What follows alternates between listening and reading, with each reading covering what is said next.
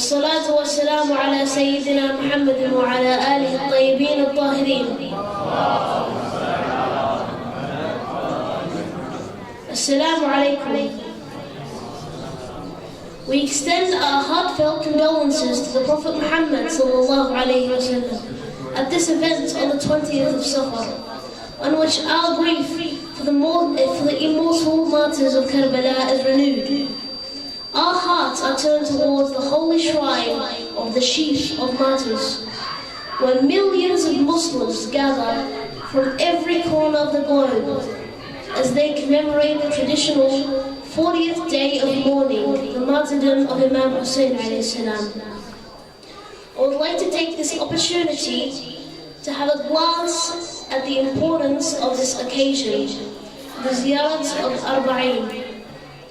So why is so much importance given to the commemoration of Arba'in and performance of ziyarat of Arba'in? The 40th day after Ashura marks an important turning point in the movement of Karbala. This day, Arba'in, symbolizes a crucial point, which is as important as the day of Ashura itself. And it's because this is the day when Ahlul Bayt arrived at Karbala and performed the visitation to the Imam Hussein alayhi salam and the other martyrs of Karbala.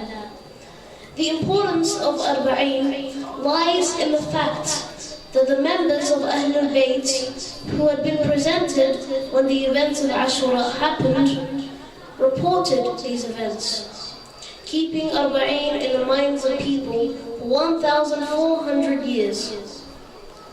On this day, people visit Karbala, reciting a dua called Ziyarat of Arba'in, honoring the martyrs and expressing their grief. Ziyarat is a visitation, which in essence is the act of speaking with and visiting our role models. Of course, the physical manifestation of the ziyarat is actually being presented in Karbala. To perform the ziyarat of Arba'in, but that's not possible for every believer. So does making ziyarat while not in Karbala give the same benefits?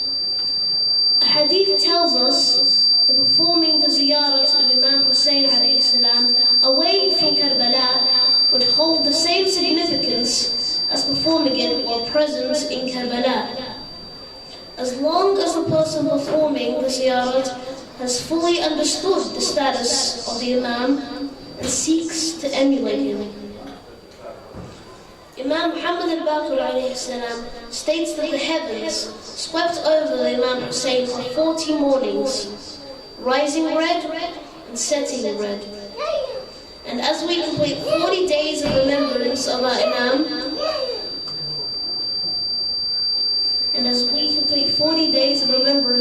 Imam, we reassert our pledge of obedience and loyalty to him. I bear witness that you are the Imam who is the upright, the pious, well pleased with Allah, the pure, the guide, and the rightly guided. I bear witness that you fulfilled the pledge of Allah and you struggled in His way. I am a friend of whoever befriends Him, and I am an enemy of whoever is his enemy. By performing the ziyarat of Arba'in, we pledge that we'll continue to follow the path of justice and righteousness and reject injustice by speaking up against oppression.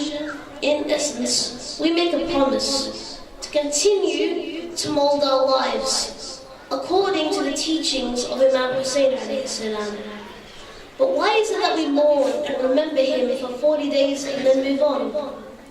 The Prophet Muhammad sallallahu alayhi wa sallam once said, "The earth mourns the death of a believer for 40 mornings. Therefore, it appears that the deceased should be remembered and mourned over a period of 40 days. Performing an act for a continuous period of 40 days is also known to help one to not just form a habit, but also carry out the practice for the rest of their life. If you look at studies dealing with bringing a lifestyle change, we notice the time period emphasized to bring about a change is usually 6 weeks, which is about the same time period as 40 days, 42 days to be exact. In the book, 40 Days to Personal Revolution, the author, Baron Baptiste, explains the significance of 40 days. The number 40 holds tremendous spiritual significance in the realm of transformation. The Prophet Isa ﷺ wandered the desert for 40 days in order to experience purification and come to a greater understanding of himself and his mission. The Prophet Musa ﷺ and his people traveled through the desert for 40 years before arriving at their home in the Holy Land. Prophet Nuh ﷺ preserved the sacredness of life by sailing his ark for 40 days and 40 nights. According to the Kabbalah, an ancient Jewish mystical test, it takes 40 days to ingrain any new way of getting into a habit. The number 40 is said to be very effective in Islam too. If a particular dua is recited 40 times, or 40 people gather to recite it, or is recited for 40 days, then its effectiveness is highly increased. It's reported that the Imam Ja'far al-Sadiq said, whoever recites dua ahad for 40 days after morning prayer, they'll be amongst the helpers of the 12th Imam. Thus, as we perform the ziyarat of Arba'in and commemorate the Arba'in, we hope that these 40 days of remembrance for Imam Hussein bring about a transformation in us, by which we can continue to follow his path and carry on his message of upholding justice with true faith and a strong sense of sacrifice. السلام على الحسين وعلى علي بن الحسين وعلى أولاد الحسين وعلى أصحاب الحسين جميعا ورحمة الله وبركاته.